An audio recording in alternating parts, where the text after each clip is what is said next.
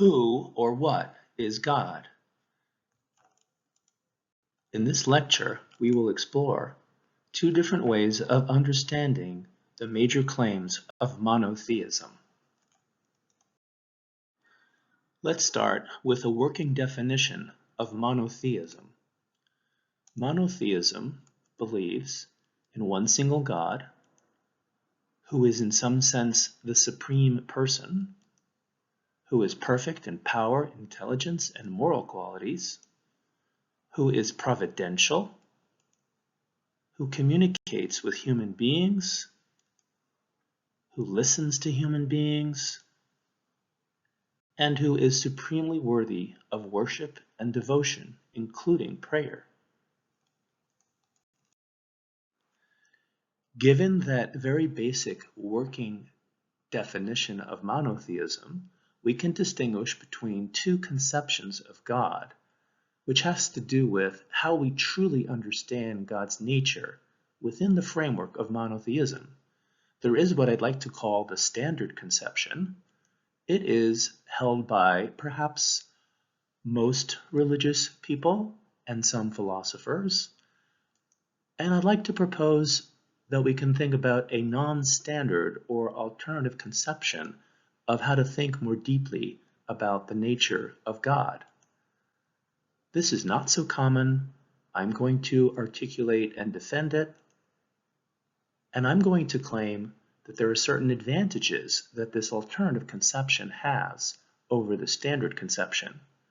Mainly, I'm going to argue that the non-standard conception offers a much better rationale, clear rationale for believing in the reality of God than does the standard conception. Though I don't think the standard conception is completely wrong or crazy, I do think that the non-standard conception, as I shall try to explain, is more easy to defend and is actually more intuitively obvious, in a sense, than the standard conception. The two conceptions share certain elements. On both conceptions, we may speak of God's essence, God's essential attributes, God's personal attributes, and God's moral attributes. But what all these things really mean differs depending upon which conception we're dealing with.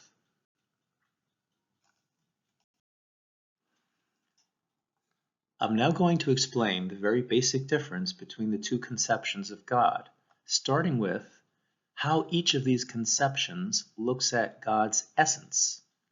Again, there's going to be the standard conception and the alternative conception. Now, on the standard conception, God's essence is a being, an entity. It is a thing. Of course, it's a very important thing. It's the most fundamental thing or being of all. God is the sort of being that either exists or does not exist. God is conceived here as an entity. Monotheists believe that this thing called God exists, and atheists believe that God does not exist. But both atheists and theists are thinking here of God as either an entity or a possible entity, or an entity that just does not exist. On the alternative conception of God's essence is just being itself. Think about being itself, not a being, not an entity, but being itself. On this alternative conception, God is not the sort of thing that either exists or does not exist. Rather, God is being itself. You could say that God is real, just like, for example, we think that time is real. Time is not a thing or an entity that exists or fails to exist. We could say that time is real, or at least that we can think of time and time does pass, but time is not an entity. On the alternative conception of God, God's essence is kind of like the way we think about time, but instead of time, think about being itself. That is the essence of God on the alternative conception. Perhaps a little clarification on the phrase being itself will be helpful. It sounds obscure and weird and difficult at first, but I think it's actually pretty simple. But first of all, being itself is not a being.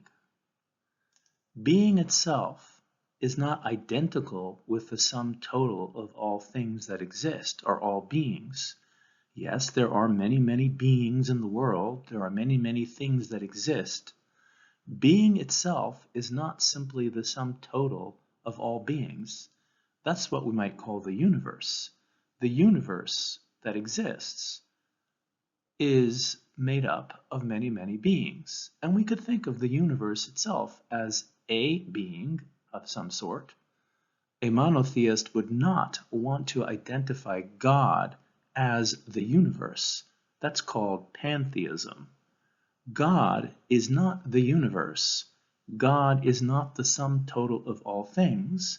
And when I say that God's essence is being itself, I don't mean that God is identical with the universe. Being itself is not the universe. Rather, when we think of being itself, we are thinking of what all beings have in common. Just like when we think of all moments in time, 10 o'clock, 10:30, 4:30, 6:30, we could say that they are all times. They have time in common. Time passes, but time is not just another moment in time. Similarly, to use a very simple example, there are many, many red things in the universe. We can think of redness as what all red things have in common. Plato might have called it the form of the red. But let's not get into Plato. Let's just think about all beings and ponder, what do they all have in common? They all have in common that they express or manifest being. Being itself is what all things have in common. Being itself is not identical to all things, nor is it a being or an entity in itself. It is a reality that there are beings.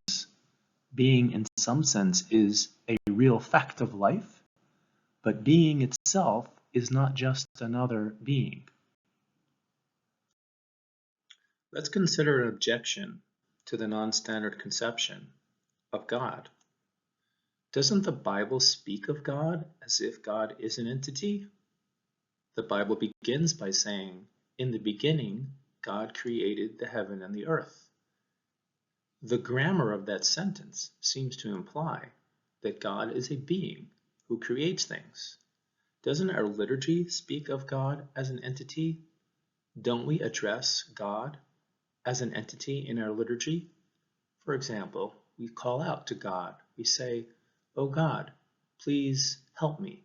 Oh God, please cure this person." God, we look at you and consider you as our Father in heaven. Doesn't that imply that God is an entity? In response, many philosophers would say that the Bible and our liturgy often speak in metaphorical language about God. The Bible speaks of God as having a hand, as having eyes, as having feet in certain places. We don't necessarily need to take that literally. The Bible and our liturgy are useful in communicating important ideas and beliefs to all, including even children.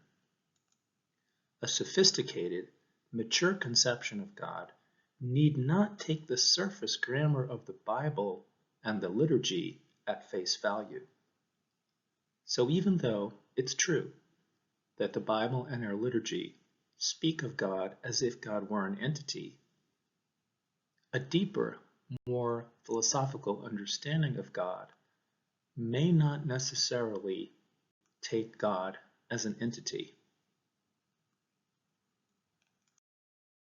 The two conceptions differ on God's essential attributes. Remember that on the standard conception, God is an entity or a being. So we could say that on the standard conception, God's essential attributes are properties of that very being as it is in and of itself, independently of how it relates to other beings. On the alternative conception, God's essential attributes are features of being itself, independently of the manner in which being relates to beings. Now, what do I mean by essential properties or essential features of God? On both conceptions of God, God's essential features include the following. Ultimacy. We think of God as somehow ultimate or deep or the most profound, basic being in the universe. God is perfect or complete in some way. God is one. God is not made up of parts. God has unity. There's something about God which is necessary. God, in some sense, must be. God is eternal. God is, in some sense, immutable, unchanging. And God is not physical. God is also infinite or unbounded in some way. Now let's see how the two conceptions understand God's essential attributes in more detail. On the standard conception, God is a being who is ultimate. God is the best possible being or entity. God is a thing who is the best possible thing. God is a very unique being. There's something radically different about God than anything else that exists or may exist. God is a being that does not have any parts. God is a necessary being, a being that must exist.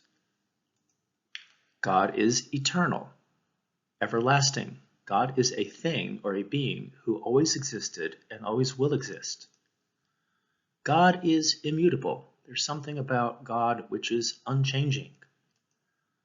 God is a non-physical being, a being who exists, but that does not have a body. And in some sense, most monotheists, I think, believe that God is an infinite being, a being that doesn't have any physical parts, and it is in some sense infinite, perhaps infinite in power, infinite in ability, but in some sense, God is infinite, the infinite being.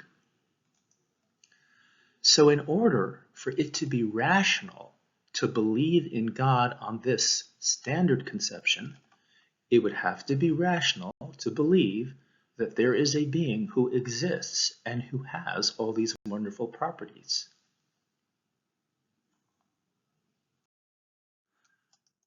Now, on the alternative conception, we're going to understand God's essential attributes differently. Remember, on the alternative conception, God is not a being. God is not an entity. Rather, we're thinking of God's essence as being itself. So, the essential attributes of God are going to be features of being itself.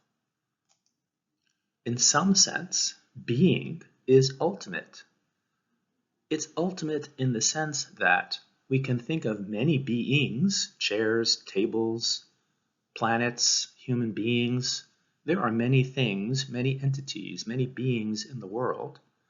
But when we think of the most profound thing that we can think of, we might be likely to think of being.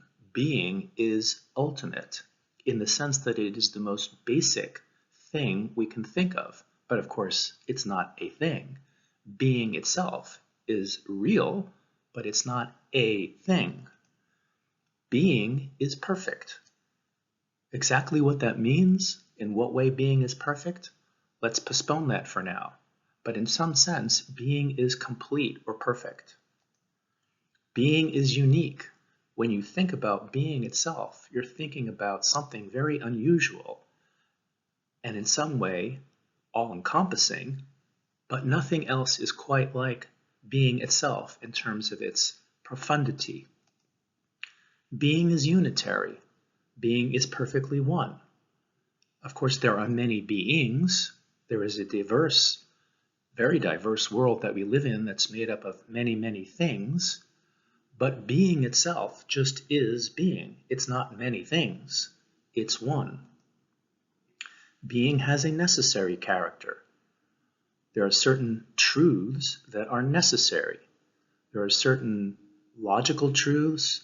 There are certain basic truths about the universe that must be true. For example, that you can't be in two places at the same time. For example, that 1 + 1 = 2. Those are basic truths that are necessary, and it is true that being, the reality in which we live, has a certain necessary character, namely that there are certain necessary truths. Being has an eternal aspect. Being itself does not change. Being is not a bodily thing, that's for sure. And being, in some sense, is infinite. What I mean by that is, when you think about being itself, the possibilities of what being might include are endless. There's an endless, infinite amount of possible things that could be, and each of those beings would express being. So in some sense then, being itself is infinite. So, in order for it to be rational to believe in God on this conception, it must be rational to believe that being has these very features. But that seems definitely true. Being does have a necessary character. Being itself does not change. Being itself is not a bodily thing. To say that being is perfect, that may require further explanation and possibly a rationale. But it's definitely the case that being is, in some sense, ultimate. Being is the most profound thing that we can possibly think of, in a sense. Without being, nothing would exist. Without being, we wouldn't have chairs, tables, humans, planets, fish, animals. Being is the most basic concept we can think of. And being is expressed everywhere and in all places. Whenever something exists, it expresses or manifests being itself.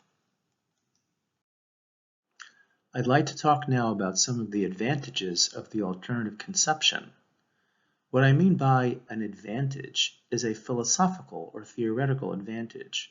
I think it's much easier, much more straightforward, less problematic, less theoretically problematic to believe in God on the alternative conception than on the standard conception. For again, on the standard conception, a theist has to believe that there is this entity, this being, who is perfect, unique, doesn't have any parts, it is a necessary and eternal being, it's immutable, doesn't have a body, and it is in some sense infinite. Well, there may be good arguments for thinking that such a being does exist.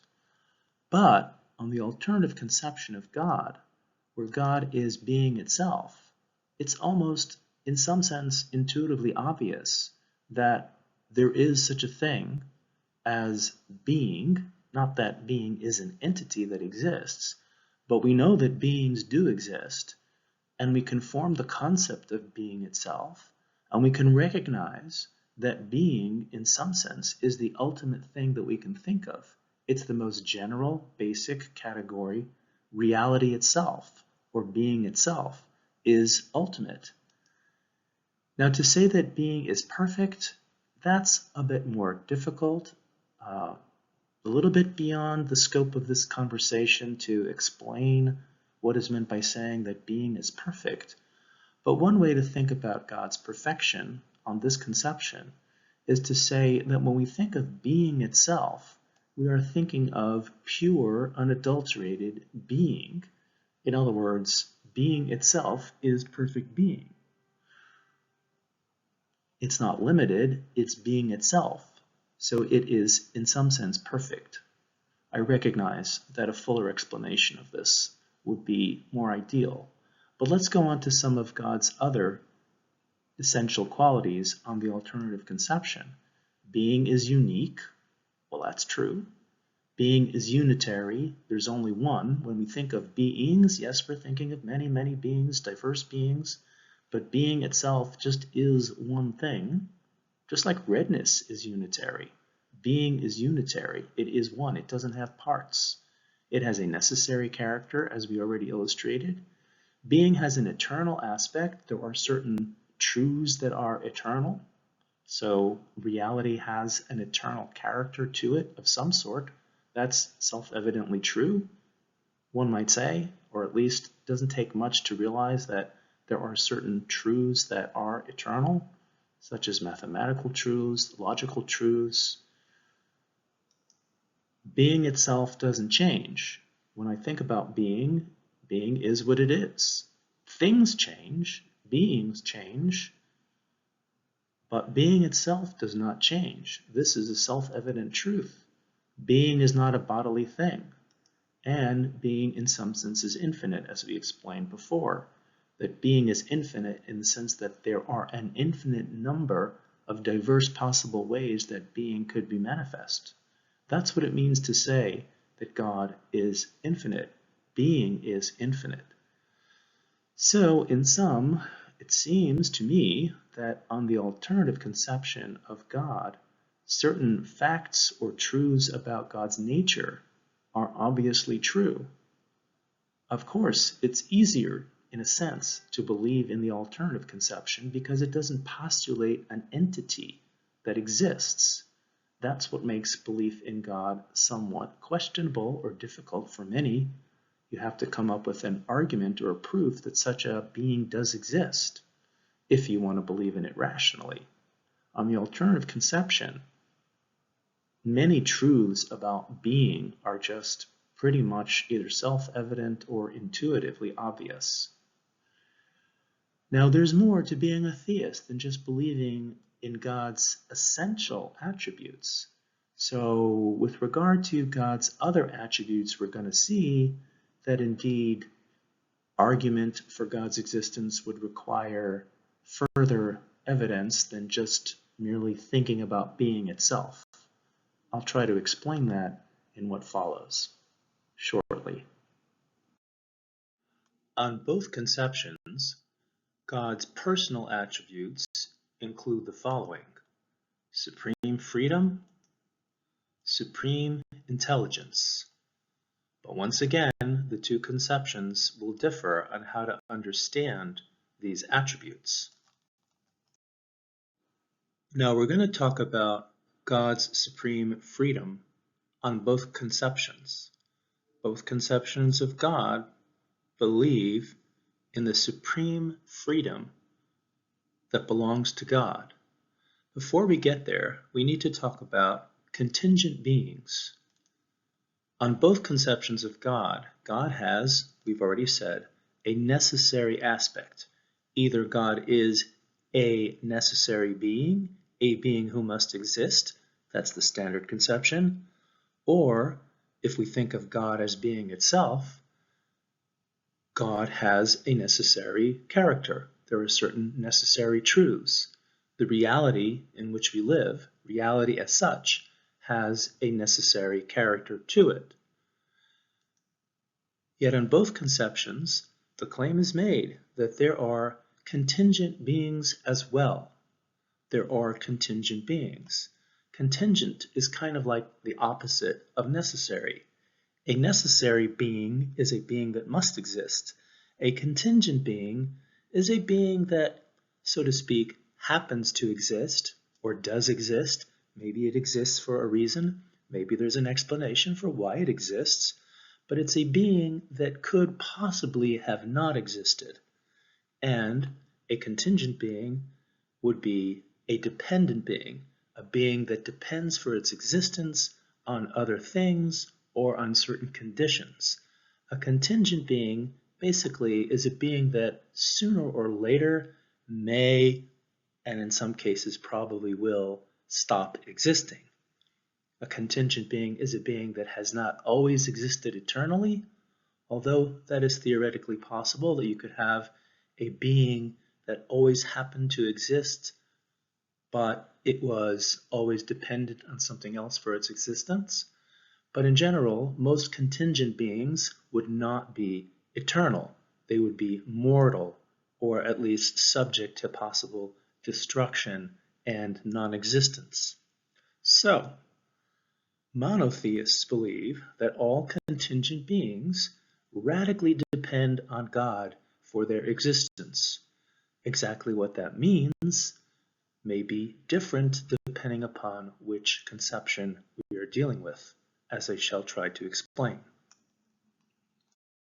Now let's talk about God's supreme freedom on the standard conception and then on the alternative conception. On the standard conception, although it is the case that God himself is a necessary being, God can, and he has in fact, caused other contingent beings to exist without being necessitated to do so. Meaning that God is necessary, he must exist, but somehow God has the power to produce, to bring into existence contingent things. He is not forced to do so by any logical rule or by any internal compulsion, at least according to many monotheists. God has freedom. He has the freedom and the ability to bring things into existence, to cause contingent beings to exist without having been necessitated to do so. God's causal power is limited only by logical necessity and by God's other essential properties. So, for example, most monotheists tend to think, there are exceptions, but most traditional monotheists tend to think that God can do anything, so to speak, but he can't do certain things that are logically impossible for any possible being to do. So, for example, since God himself is a necessary being, God does not have the causal power to destroy himself. God does also not have the power to produce round squares or to make 1 + 1 = 3. Those are logical impossibilities. Many philosophers, many religious philosophers think, such as, for example, Thomas Aquinas, Moses Maimonides, they think that God cannot produce logically impossible things. God can do strange things. God can do weird things. God can bend the laws of nature, so to speak. God can cause something to defy gravity if he so wished. But God cannot produce logically impossible things. And God cannot do anything which is incompatible logically with his other essential properties. So, for example, one of the essential properties that God has is that God is not made up of parts. God is unitary, right? God is not a body. So therefore, God cannot cut himself in half bodily.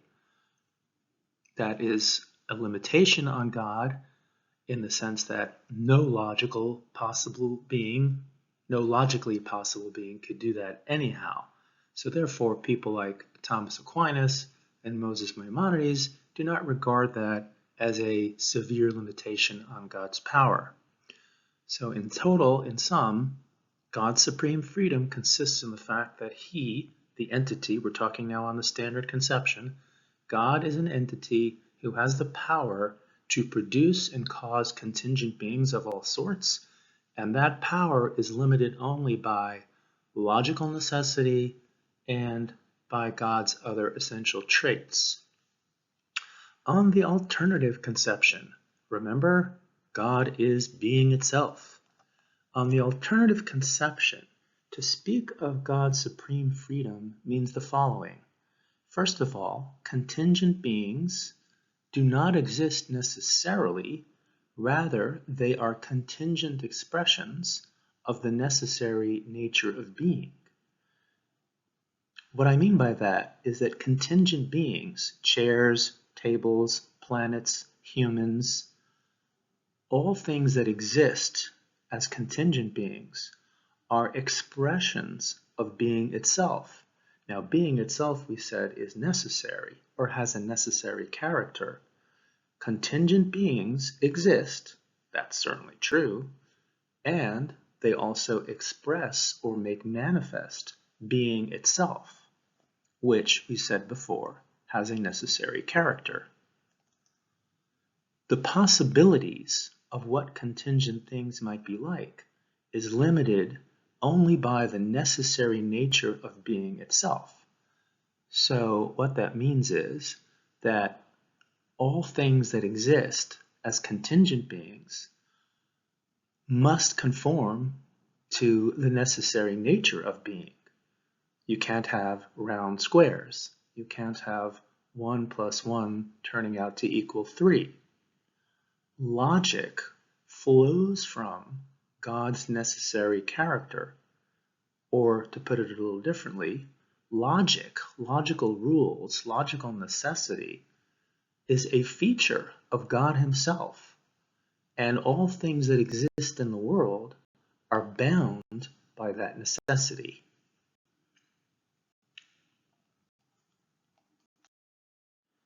Now let's speak about God's supreme intelligence. Monotheists believe that not only is God intelligent, but God has supreme intelligence of some sort. On the standard conception, God is a being who knows everything about himself and about all contingent beings. This is sometimes called omniscience. God is omniscient. God knows everything there is to know. He knows all truths. You have this being, this entity, God, who knows. Therefore, we have to say that God has a mind in some sense. God has a mind, and in that mind, God knows everything about all possible truths, including about himself and about all contingent beings that have been and that will be in the future. Now, on the alternative conception, to speak of God's supreme intelligence means something like this. Being itself, reality, has a rational structure, and there is also an order or structure that pervades all contingent beings. It's definitely the case, well, I should say, it seems to be the case that the universe, the world that we live in, has some kind of order or structure to it. We speak about the world using logic and mathematics. The world seems to have patterns which it regularly follows. So there's definitely some kind of a structure or order that the world has that is rationally knowable, at least to some degree for humans.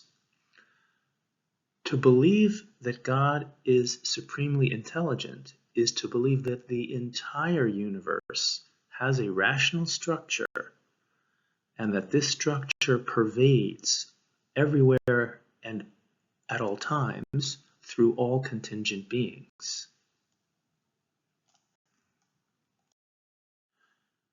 Let's take a moment to explore how the doctrine of creation is understood on the standard conception and, rather differently, on the alternative conception. On the standard conception of God, where God is conceived of as an entity or a being, God freely caused the universe to exist, and he freely sustains the universe in existence. If we ask the question, why did God do this? Why did God bother, so to speak, to create the world? One possible approach, or maybe two possible approaches to that, is to say that, well, he didn't have to create the world. He was not necessitated to. He did it freely, but he had a reason to do it. He did it as a form of self-expression and as an act of benevolence. God is good, and God chose to create the world to share his goodness with others, in particular with man or mankind. But one of the reasons for why God brought the world into existence is because God is benevolent, and God wished to exercise his benevolence by creating a world which would then be able to share in God's goodness. The other idea, a little bit more subtle perhaps, is that God created the world because he could, kind of like why an artist expresses himself in an artwork. It may be because he wishes to share artwork with others and he's kind and generous, but true artists have a need, maybe not a compulsive need or not something that necessitates their doing it, but because they can, they create works of art. It's a form of self-expression. So we could say that God, being the perfect being, the ultimate being, again, we're thinking here along the lines of the standard conception, where God is looked at, conceived of as an entity.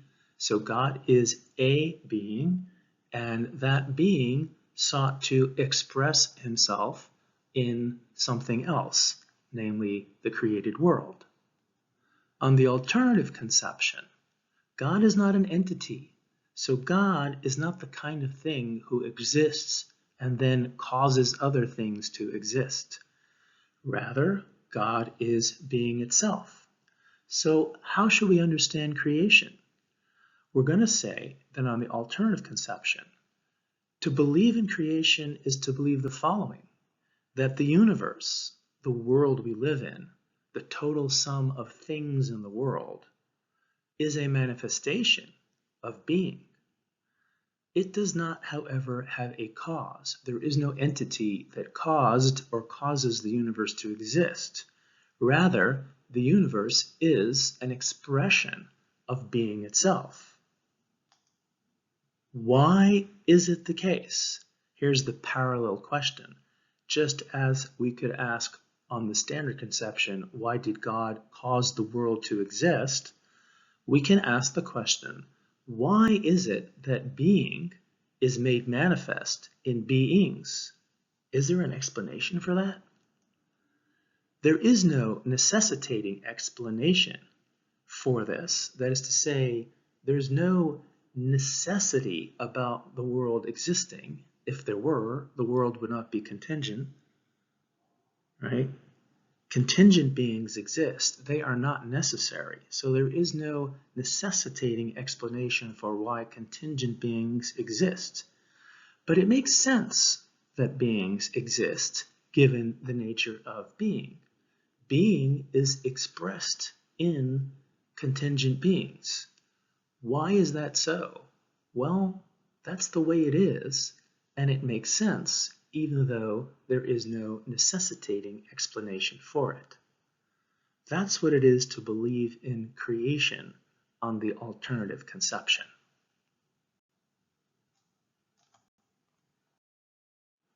Now we're going to move along to speak about God's moral attributes or moral qualities on both conceptions. On both conceptions, God's moral qualities include basically the following: supreme providence, supreme benevolence, and supreme justice. And once again, the two conceptions will differ on how to understand these attributes in more detail. Let's start with God's providence. What does it mean to say that God is providential or supremely provident? On the standard conception, to say that God is providential is to say that God watches over the world. He examines the world. He's looking over the world. He's contemplating the world. He sees what's going on. He knows what's going on. And he conducts the affairs of the world toward a very good end. What is that end?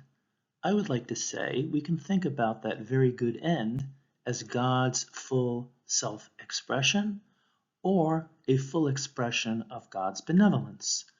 God is managing, directing, watching over the world, and making sure that eventually, the world will reach its best possible state, which is a full expression of God's divine nature and a full expression in particular of God's goodness. On the alternative conception, well, once again, God is not a being. So what can it mean to say that God is providential? We will speak of divine providence. Instead of saying that God is a being who is provident, we will say that on the alternative conception, the universe is ordered in just such a way that it is headed toward a very good end, namely the full expression of being itself. Remember that being is one and unitary and fundamental and in some sense perfect. The universe is ordered in such a way there is what you might call a teleological process that is running toward a very good end, namely something very positive. We'll call that the full expression of being itself.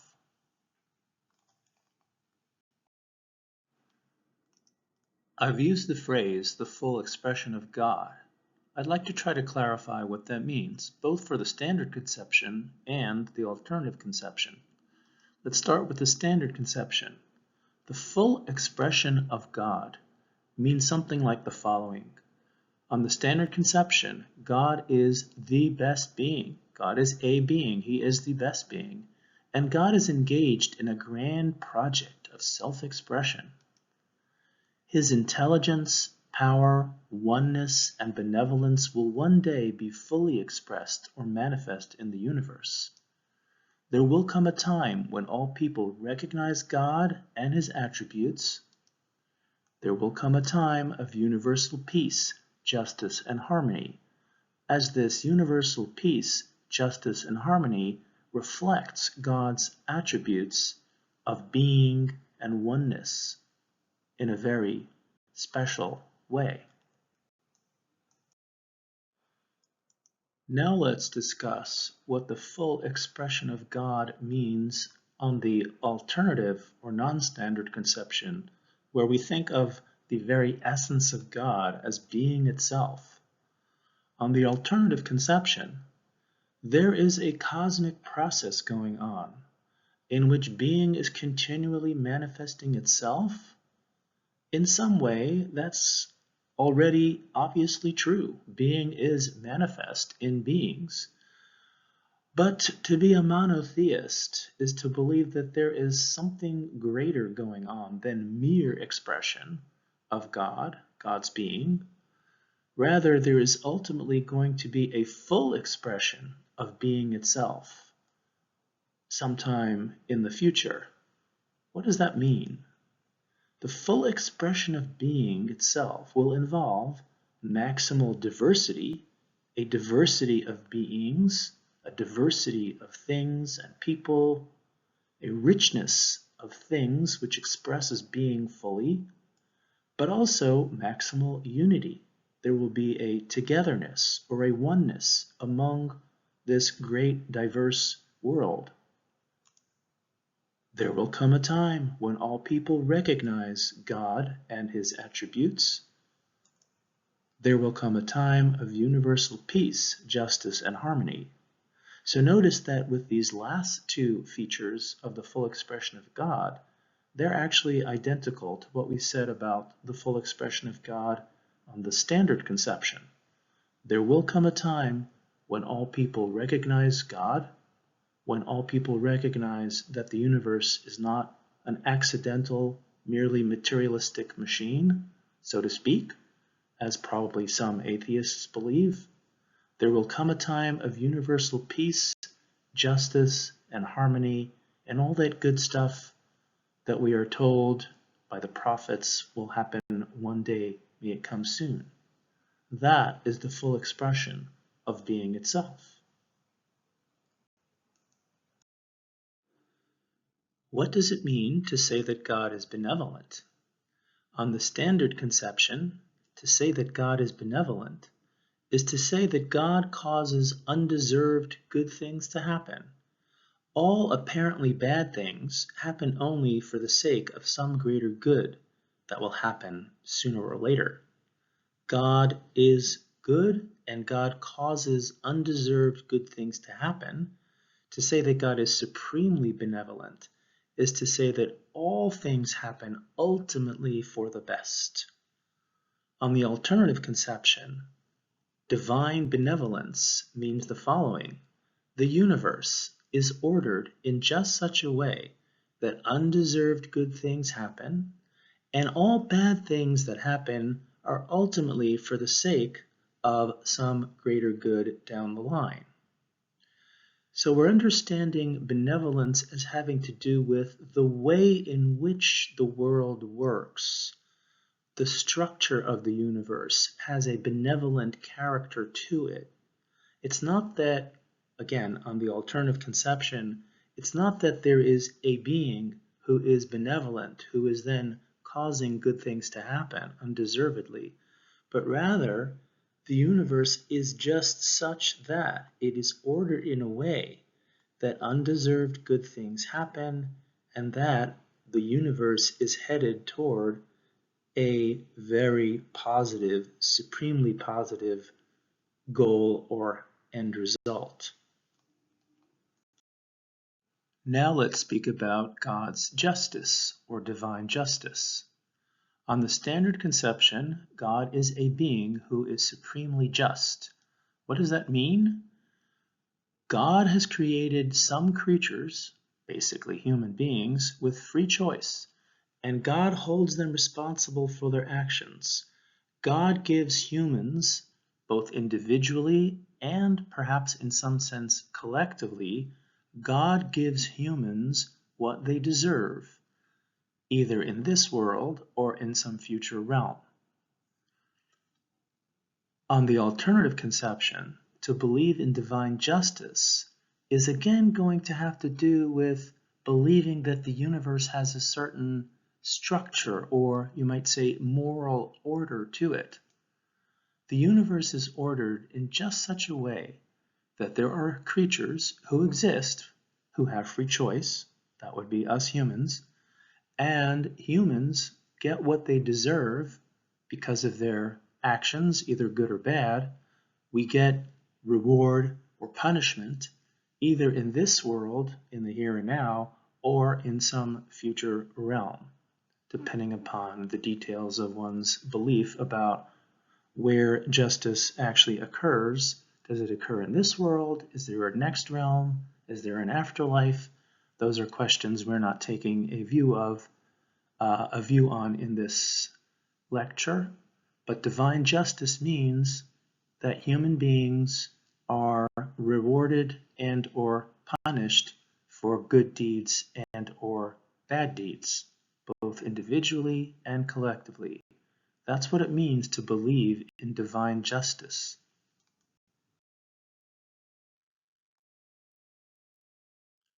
Now let's speak about God's communication with mankind. We had said that monotheism, in any form, believes in divine communication.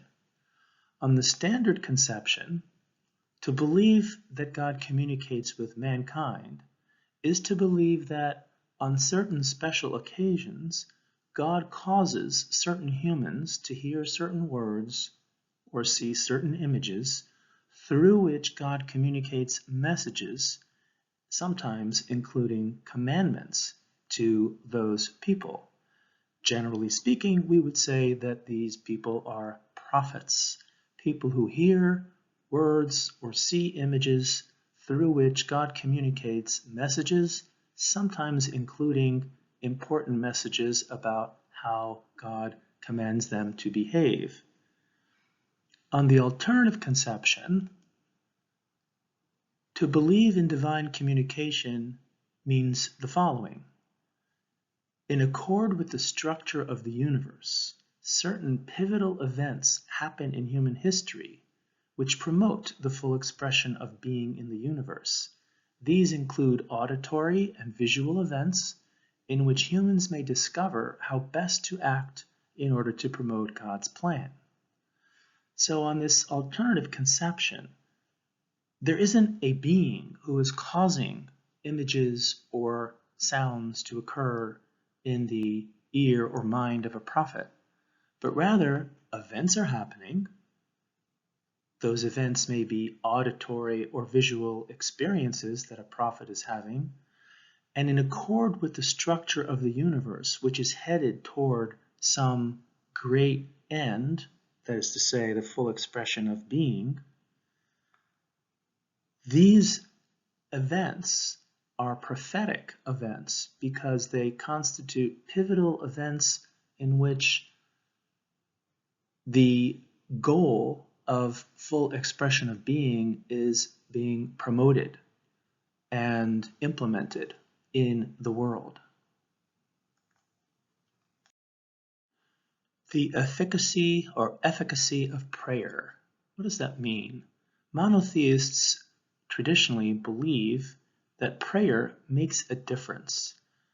So to say that prayer is efficacious is to say that, at least in some cases, praying to God may actually bring it about somehow that things change for the better. Most monotheists believe that God hears prayer. He doesn't always answer prayers or answer prayers in the way that we would hope or like, but prayer is effective. It makes a difference. God listens to prayer, and at least on some occasions, God actually does what he would not have otherwise done if not for the fact that somebody prayed.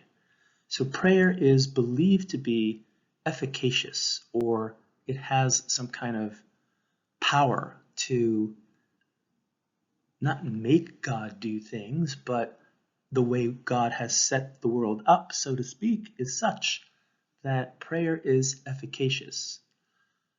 On the standard conception, God is a being. He's listening, he hears human prayers, and sometimes he answers them by causing certain things to happen or by causing certain things not to happen that might have happened if not for those prayers. Sincere prayer has a positive influence on the way things happen in the world. On the alternative conception, the universe is structured in just such a way that sincere prayers have a positive impact on the way things happen. Prayer is efficacious because it makes a difference to what happens, or at least it can make a difference to what happens. The world has a spiritual or moral order or structure such that prayers make a difference to what happens. Finally, let's speak about devotion and worship. On both conceptions, devotion to God, worship of God, makes sense, but it is understood differently. On the standard conception, devotion is commitment to the being, to the entity, God. It makes sense because God is the best being and morally worthy of devotion. God is the source and power behind everything, and all good comes from God. The best good for mankind consists in a good relationship with God. The better the relationship, the better that good is. Whether that relationship takes place in this world or in some future state is again another question. But the religious person is devoted to the being, God, and seeks to have the best relationship with that being. On the alternative conception, though, God is not a being. What sense can it make, then, to be devoted to God? On the alternative conception, devotion is a commitment to live in accord with that structure in which being is manifesting itself. It involves an appreciation of being itself and a dedication to live in accord with the fundamental ways in which being is expressed. The religious person seeks to bring to pass that great end which is involved in the manifestation and full expression of being itself. Now let's consider, is it rational to be a monotheist? The standard conception postulates that there is a non-physical entity, a being, who is perfect. God is also subject to necessity, the rules of logic. As we said before, there are certain things that God can't do. Logic restricts or restrains what God can do on the standard conception. Furthermore, it is believed that God is providential, he communicates with prophets, he cares about what people do. Basically, God has a plan for the universe, and he is managing and conducting the affairs of human history in such a way that God's plan will be realized. In some sense, we could say that both of these aspects, above the line and below the line, are hard to demonstrate. They involve certain difficulties. To believe that there is a non-physical entity that caused and continues to sustain the universe, to believe that this being is perfect but yet also subject to necessity, those are tough things. It's a tall order also to rationally prove or argue for God's providence, his communication with prophets, and it's not so easy to prove that there is a being who cares about what people do. On the alternative conception, the easy part is that no entity is postulated. Rather, it is intuitively obvious that being is manifest or expressed in beings. In addition, as we've explained before, necessity is a feature of being, which is to say, a feature of God himself. Being is such that it has a necessary character.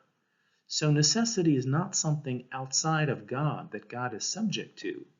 Rather, necessity is a feature of God himself, a feature of being itself. Being is such, reality is such, that certain things are necessary and cannot be otherwise. Now, in addition, being a monotheist on the alternative conception, and here's the hard part, the alternative conception proposes, believes in, the claim that there is a cosmic process going on such that ultimately there will be a full expression of being itself, and that prophetic experiences and human action play a pivotal role in what we might call the divine unfolding of being itself. That is not such an easy claim to demonstrate or rationally prove, but it's certainly no more difficult or harder to prove than on the standard conception, where one believes that there's a being who is providential, communicating with prophets, cares about what people do, has a plan for humanity. So the claim that I am making here is that the alternative conception is much simpler when it comes to the essence of God than on the standard conception. Belief in divine providence, prophecy, and that human action plays a pivotal role in bringing about the divine plan, that is equally difficult, perhaps, on both conceptions to demonstrate.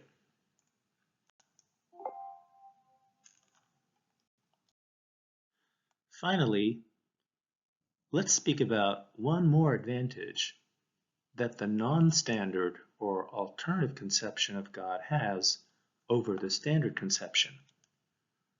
On the standard conception, God, again, is an entity or a being.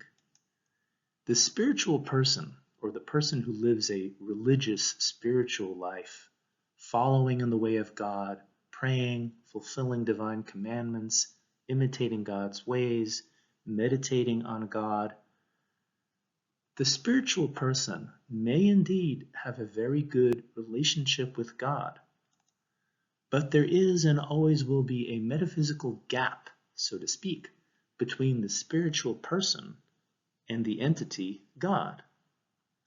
On the alternative conception, since God is being itself, in living a spiritual life, a person literally participates in divine self-expression.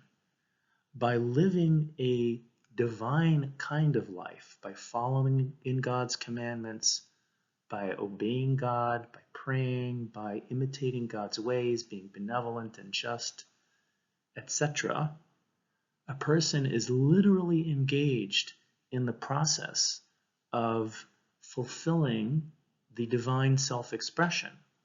It is as if God, being itself on this conception, is being expressed in and through the person. There is no metaphysical gap between the spiritual person and God on the alternative conception. Where God is conceived as being itself, one is always engaged in the expression of God, but in order to more fully express divinity and more fully promote the cosmic process of divine self-expression, one can continually improve and be more in tune with the divine self-expression. That means that there is no gap between the spiritual person and God Himself.